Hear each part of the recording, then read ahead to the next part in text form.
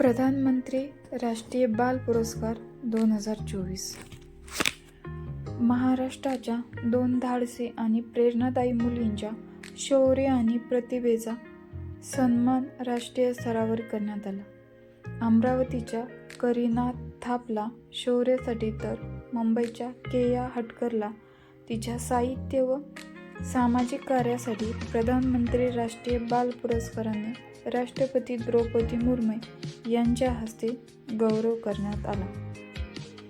या वर्षी म्हणजेच 2024 14 राज्यांमधील 10 मुली व 7 मुले असे एकूण 17 मुलांना या पुरस्काराने गौरविण्यात आले.